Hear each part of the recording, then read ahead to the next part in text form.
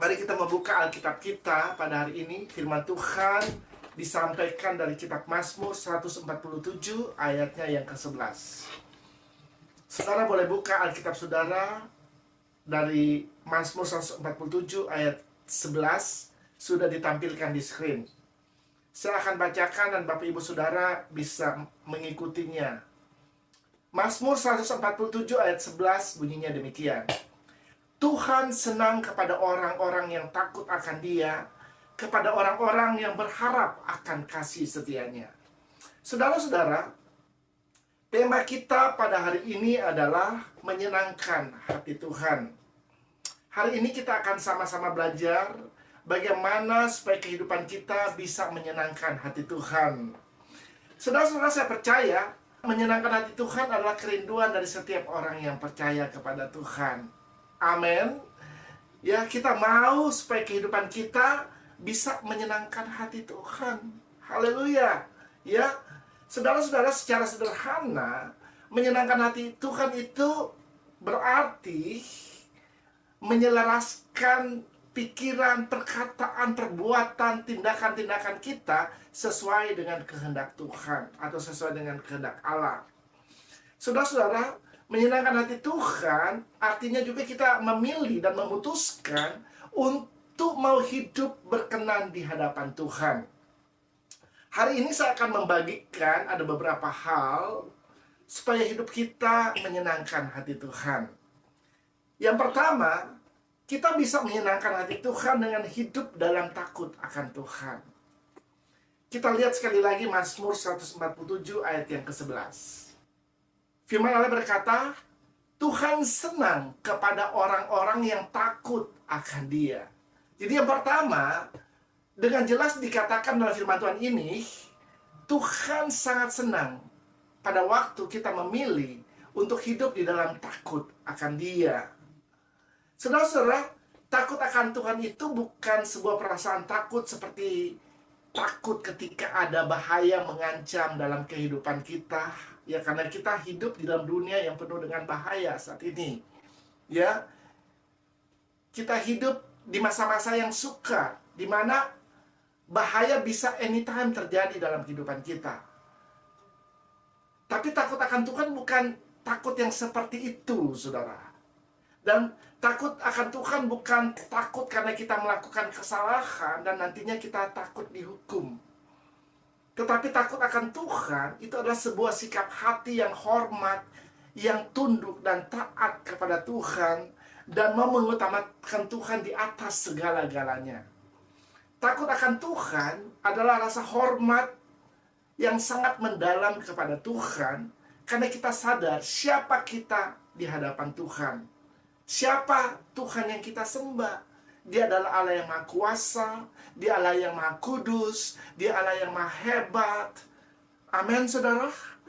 Dengan kesadaran seperti ini membuat kita takut akan Dia, kita hormat akan Dia, dan kita mau melakukan semua perintah-perintah yang diperintahkan di dalam hidup kita. Saya kasih contoh, seorang yang takut akan Tuhan itu adalah Abraham, ya. Coba kita lihat ayatnya dalam Kejadian 22 ayatnya yang ke-12. Lalu ia berfirman, di sini Tuhan berfirman, jangan bunuh anak itu dan jangan kau apa-apakan dia, sebab telah ku ketahui sekarang bahwa engkau takut akan Allah, dan engkau tidak segan-segan untuk menyerahkan anakmu yang tunggal kepadaku. Saudara, ayat firman Tuhan ini adalah bagian dari firman Tuhan yang menceritakan tentang Abraham yang mempersembahkan Ishak kepada Tuhan. Saudara, kalau Anda melihat di dalam firman Tuhan ini Tuhan memerintahkan kepada Abraham untuk mempersembahkan Ishak anaknya sebagai korban bakaran di hadapan Tuhan, saudara.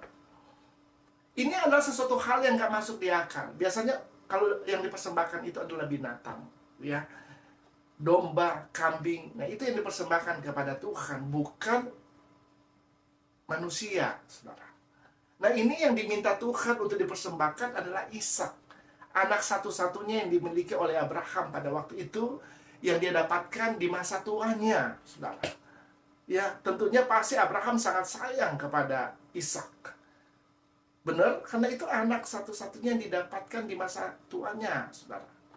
Ya, tetapi pada waktu Tuhan meminta dia untuk mempersembahkan Ishak kepada Tuhan, ya, Abraham nggak argu sama Tuhan. Dia nggak tanya, kenapa harus Ishak yang dipersembahkan? Kenapa nggak domba yang dipersembahkan? Kenapa nggak kambing? Kenapa nggak yang lain yang dipersembahkan? Kenapa anaknya yang harus dipersembahkan kepada Tuhan? Dia nggak tanya seperti itu, saudara. Tetapi dia tidak segan-segan dia mempersembahkan anaknya kepada Tuhan. Dia langsung mempersiapkan diri untuk persembahan itu. Dia pergi ke Bukit Moria dan dia mempersembahkan Ishak di hadapan Tuhan. Nah, ayat yang firman Tuhan ini pada waktu dia hendak membunuh Ishak untuk persembahan kepada Tuhan, lalu Tuhan berfirman kepada dia, jangan bunuh anak itu, jangan kau apa-apakan dia, sebab telah ku ketahui sekarang bahwa engkau takut akan Allah. Amin, saudara. Jadi dengan apa yang dilakukan oleh Abraham ini menandakan bahwa dia seorang yang takut akan Allah. Seorang yang takut akan Allah akan melakukan apapun yang diperintahkan Tuhan di dalam hidupnya. Amin. Ya, tanpa dia berargumentasi dengan Tuhan, saudara. Artinya orang yang takut akan Tuhan, dia percaya penuh kepada Tuhan, bahwa Tuhan pada waktu dia memerintahkan sesuatu, dia nggak pernah salah. Haleluya. Haleluya. Saudara, takut akan Tuhan bukanlah sebuah pilihan hidup, ya, yang engkau bisa lakukan atau tidak lakukan, saudara. Tetapi takut akan Tuhan ini merupakan sebuah kewajiban yang harus dilakukan oleh setiap orang percaya, yang harus dimiliki oleh setiap orang yang percaya. Kita bisa lihat itu dalam Pengkhotbah 12 ayat 13. Akhir kata dari segala yang didengar ialah takutlah akan Allah dan berpeganglah pada perintah-perintahnya, karena ini adalah kewajiban setiap orang. Saudara, di Pengkhotbah pasal 12 ini merupakan nasihat terakhir dari kitab Pengkhotbah. Kitab Pengkhotbah itu ada 12 pasal. Sesudah dari pasal pertama, kedua, ketiga, dan seterusnya sampai pasal yang ke-12 itu berisi banyak nasihat-nasihat penting dari Tuhan untuk umatnya. Lalu ditutup dengan pasal 12, dikatakan akhir kata dari segala yang didengar ialah takutlah akan Allah, ya, dan berpeganglah kepada perintah-perintahnya, karena inilah adalah kewajiban dari setiap orang.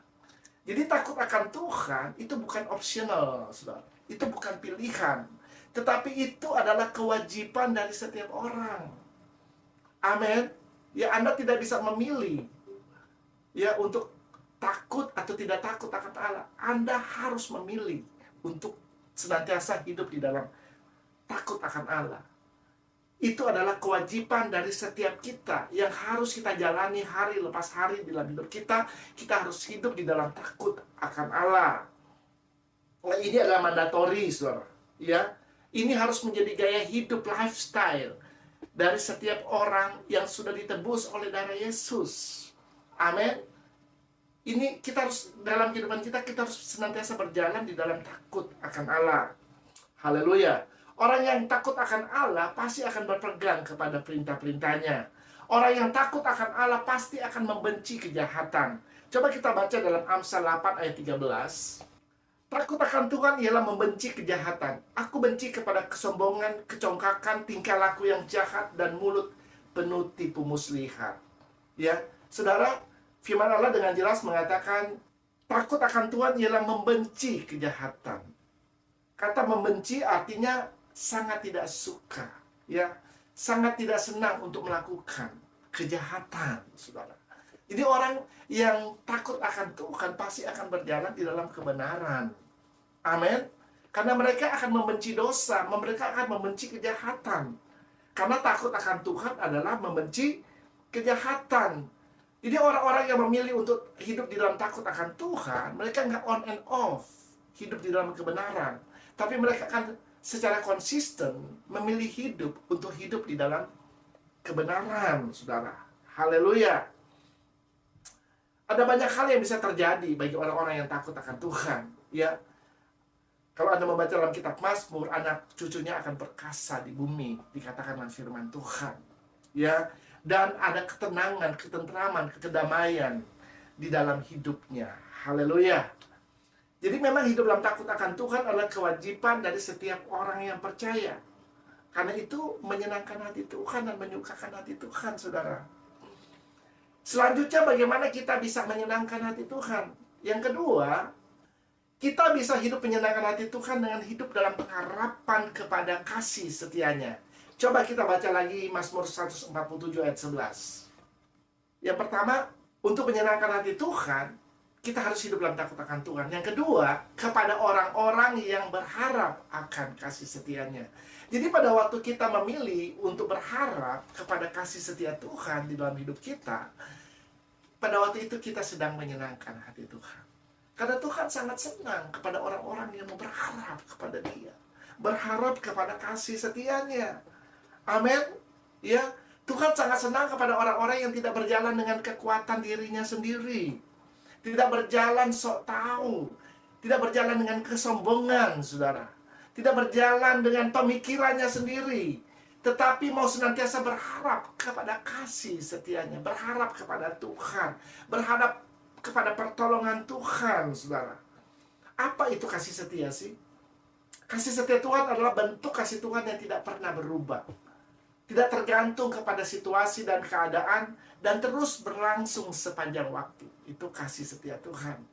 Jadi kasih setia Tuhan itu tidak pernah berkesudahan dalam kehidupan manusia. Nggak pernah berhenti. Kalau pada waktu Tuhan mengasihi manusia, kasih setianya itu nggak pernah berhenti, nggak pernah berakhir, saudara. Kasih setia Tuhan di dalam hidup kita. Haleluya. Kalau kita membaca dalam kitab Ratapan 3 ayat 22-23, tak berkesudahan kasih setia Tuhan, tak habis-habisnya rahmatnya. Selalu baru tiap pagi, besar kesetiaanmu. Haleluya, saudara. Ya, jadi dalam ayat firman Tuhan ini dengan jelas dijelaskan kepada kita bahwa kasih setia Tuhan itu tak pernah berkesudahan dalam hidup kita. Tak habis-habis rahmatnya. Setiap Anda bangun pagi hari, besar kesetiaan Tuhan di dalam hidupmu. Artinya Tuhan mau menyertai kita. Tuhan tidak pernah meninggalkan kita, orang-orang yang berharap kepada kasih setianya. Haleluya. Ya, jadi kasih setia Tuhan itu tidak pernah berkesudahan, tidak akan pernah berakhir dalam hidup kita. Ya, kalau kasih manusia mungkin akan berakhir dan pasti itu akan berakhir. Tetapi kalau Tuhan yang mengasihi kita, Dia mengasihi kita dari selama-lamanya sampai selama. Haleluya. Ya, saudara, kasih setia Tuhan itu tidak hanya berakhir di muka bumi ini saja, tetapi kalau Tuhan mengasihi kita sampai kita meninggalkan dunia ini pun, Dia tetap mengasihi kita. Amin. Makanya pada waktu kita meninggalkan dunia ini, kita akan pergi dan tinggal bersama dengan Dia di dalam kekekalan. Karena itu Allah yang penuh dengan kasih setia. Kasih setia nggak akan pernah berakhir dalam hidup kita. Ya, Dia tak selalu melimpahkan kasih-Nya dalam hidup kita. Haleluya.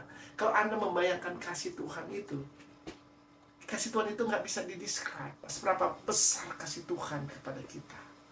Tidak ada kata-kata yang bisa melukiskan betapa besar Tuhan mengasihi kita. Apa yang kita pikirkan tentang kasih Tuhan kepada kita, itu nggak cukup, nggak pernah cukup. Karena kita nggak pernah bisa membayangkan betapa besar kasih-Nya kepada kita. Haleluya. Dan juga mata Tuhan tertuju kepada orang-orang yang berharap kepada kasih setianya. Kita bisa baca itu dalam Mazmur 33 ayat 18. Sesungguhnya mata Tuhan tertuju kepada mereka yang takut akan Dia, kepada mereka yang berharap akan kasih setianya. Haleluya. Ya, jadi pada waktu kita memutuskan untuk berharap kepada Tuhan, dikatakan dalam firman Tuhan, matanya langsung diarahkan kepada kita. Matanya tertuju kepada kita. Artinya Tuhan memperhatikan kita, saudara. Pada waktu Anda berharap kepada Dia, langsung matanya tertuju kepada engkau. Makanya jangan berharap kepada hal-hal yang lain yang berasal dari dunia ini. Karena itu tidak akan menarik perhatian Tuhan. Yang menarik perhatian Tuhan itu pada waktu Anda memilih untuk berharap kepada Dia di dalam segala hal, di seluruh area kehidupanmu. Dia langsung tengok, Dia langsung lihat Anda. Matanya tertuju, dia fokus kepada Anda. Dia senang kepada orang-orang yang berharap kepada kasih setianya. Amin. Haleluya. Ya, jadi jangan alihkan pandanganmu kepada hal-hal yang lain. Jangan mengalihkan pandanganmu kepada pertolongan-pertolongan yang berasal dari dunia ini. Karena itu tidak menyenangkan hati Tuhan. Tuhan hanya senang ketika Anda berharap kepada Dia. Dia satu-satunya sumber pengharapan di dalam hidup kita. Ya, saudara-saudara, kasih setia Tuhan itu juga berhubungan dengan perjanjian Dia kepada kita. Sekali Tuhan berjanji, pasti Dia akan mengenapi janjinya, karena Dia Allah yang setia dan Dia Allah yang berkuasa untuk menepati setiap janji-janjinya di dalam kehidupan kita. Kita baca itu dalam Ulangan 7 ayat 9. Sebab itu haruslah kau ketahui bahwa Tuhan Allahmu dialah Allah yang setia, yang memegang perjanjian dan kasih setianya terhadap orang yang mengasihi Dia dan berpegang pada perintahnya sampai kepada beribu-ribu keturunan. Haleluya. Ini luar biasa janji Tuhan ini, saudara. Ya, janji Tuhan itu, perjanjian Tuhan itu, kasih setianya itu dikatakan sampai kepada beribu-ribu keturunan. Ya, jadi kasih setia Tuhan itu tidak sampai kepada diri kita saja, tetapi kepada keturunan-keturunan yang ada di bawah kita, saudara. Amin. Makanya ada firman Tuhan yang berkata, angkatan orang yang percaya, ya, orang-orang yang ada di bawah kita, itu akan diberkati oleh Tuhan. Amin. Karena kasih setianya itu turun-temurun, saudara. Nggak pernah berkesudahan. Jadi nggak perlu takut, ya, dengan anak-anak cucu kita. Kalau Anda memilih hidup benar di hadapan Tuhan, Tuhan memperhatikan juga anak-anak cucumu. Amin. Beribu-ribu keturunan di bawah kita itu akan diberkati oleh Tuhan, karena kita memilih untuk hidup benar di hadapan Tuhan. Kita memilih untuk hidup berharap kepada kasih setianya. Haleluya, saudara. Ini luar biasa. Ya, ini luar biasa. Ya, dikatakan kasih setianya terhadap orang-orang yang mengasihi Dia dan berpegang pada perintahnya sampai kepada beribu-ribu keturunan. Orang-orang yang berpegang kepada perintahnya itu adalah orang-orang yang berharap kepada Dia. Amin. Gak mungkin kita pegang perintah Tuhan kalau pengharapan kita nggak kepada Tuhan. Amin. Kita pegang perintah Tuhan karena pengharapan kita hanya kepadanya. Haleluya. Dan itu sangat-sangat menyenangkan hati Tuhan. Selanjutnya, bagaimana kita bisa menyenangkan hati Tuhan? Kita menyenangkan hati Tuhan ketika kita hidup dengan iman kepada Tuhan. Coba kita lihat Ibrani 11 ayat yang ke-6. Tetapi tanpa iman, tidak mungkin orang berkenan kepada Allah. Di dalam bahasa Inggris, King James Version, diterjemahkan, but without faith, it is impossible to please Him. Jadi, kata berkenan di dalam bahasa Inggris dipakai please, to please Him, untuk menyenangkan Dia. Ya, jadi kalau di dalam bahasa Indonesia, tetapi tanpa iman tidak mungkin orang berkenan kepada Tuhan. Dalam bahasa Inggris, tanpa iman itu mustahil bagi kita untuk bisa menyenangkan hati Tuhan. Amin. Ya, jadi kalau Anda mau hidup menyenangkan hati Tuhan, Anda harus hidup dengan iman kepada Tuhan. Amin. Anda harus berjalan dengan iman, ya, menjangkau semua janji-janji Allah itu dengan iman, saudara. Baru Anda hidup berkenan kepada Dia. Ya, Anda menyenangkan hati Dia. Karena tanpa iman tidak mungkin kita menyenangkan hati Tuhan. Ya, apapun yang kita lakukan, kita kerjakan dalam hidup kita, haruslah kita lakukan itu dengan iman dan kepercayaan kepada Tuhan. Dari hal yang kecil maupun hal yang besar, haruslah kita lakukan itu dengan iman. Bahkan pada waktu Anda makan, Anda harus lakukan itu dengan iman, saudara. Amin. Haleluya. Ya, jangan sampai pada waktu makan tiba-tiba Anda keracunan makanan, Anda bisa saja keselak. Ya, beberapa waktu yang lalu saya pernah bagikan tentang ada beberapa orang yang mati cuma gara-gara keselak. Ya, tersedak. Ya, itu bisa menimbulkan kematian. Makanya apapun yang kita lakukan, haruslah kita lakukan itu dengan iman. Amin. Ya, kalau Anda melihat dalam Alkitab, berisi begitu banyak orang yang beriman.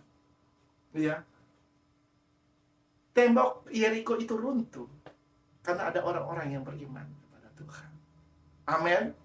Ya, ada Joshua yang memimpin bangsa Israel. Mereka percaya kepada Tuhan. Ya, waktu Tuhan suruh keliling tembok Yeriko itu sebanyak 7 kali. Mereka hanya melakukan itu saja, saudara. Ya, kelihatannya seperti orang apa ya, nggak ada kerjaan. Mau berperang, cuma keliling-keliling aja di tembok Yeriko. Ya, makanya mereka dihina, diejek oleh orang-orang yang berada di tembok Yeriko.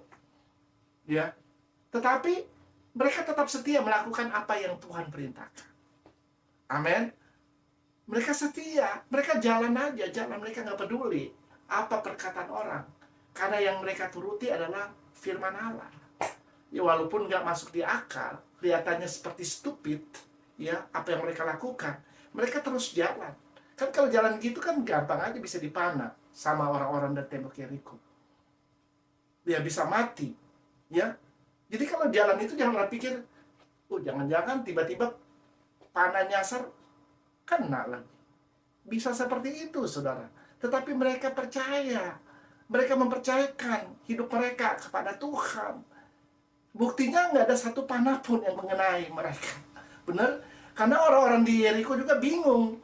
Mau dipanah, mereka pikir jangan-jangan ini strategi yang dibuat oleh orang Israel lagi.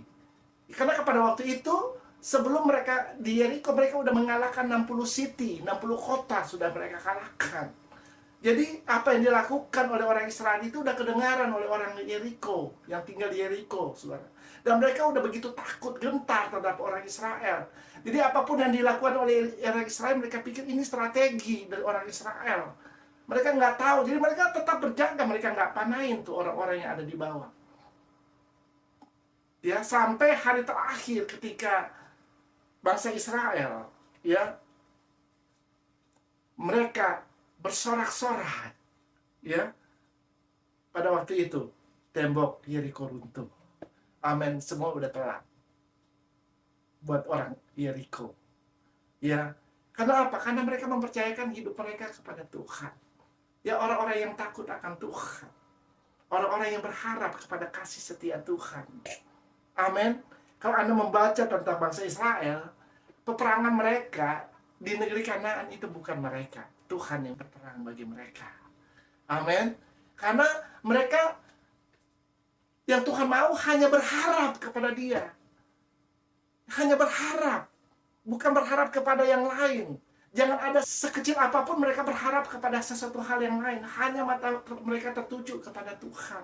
Disitulah Tuhan memberikan kemenangan kepada mereka. Haleluya. Jadi iman adalah dasar atau fondasi yang kuat untuk hubungan kita dengan Allah. Ya, kalau kita mau mempunyai hubungan yang kuat dengan Tuhan, hubungan itu harus dibangun dengan iman. Amin. Iman itu bisa terjadi, bisa didapat, bisa menjadi kuat kalau kita memiliki hubungan dengan firman Allah. Kita hidup selalu bersekutu dengan firman Allah. Karena iman timbul dari pendengaran dan pendengaran akan firman Tuhan. Haleluya. Saudara, saya nggak akan memperpanjang khotbah pada hari ini. Ya, kita udah belajar tentang bagaimana harus hidup menyenangkan hati Tuhan. Ada 3 hal yang saya sudah sampaikan pada hari ini. Yang pertama, hiduplah takut akan Tuhan. Yang kedua, tetap berharap kepada kasih setia Tuhan. Dan yang ketiga, mari kita mau hidup dengan iman dan kepercayaan kepada Tuhan. Dan mempercayakan hidup kita kepada Tuhan. Saya percaya pada waktu kita berjalan dengan ketiga hal ini, maka kita akan berkenan di hadapan Tuhan. Itu akan sangat-sangat menyenangkan hati Tuhan. Amin.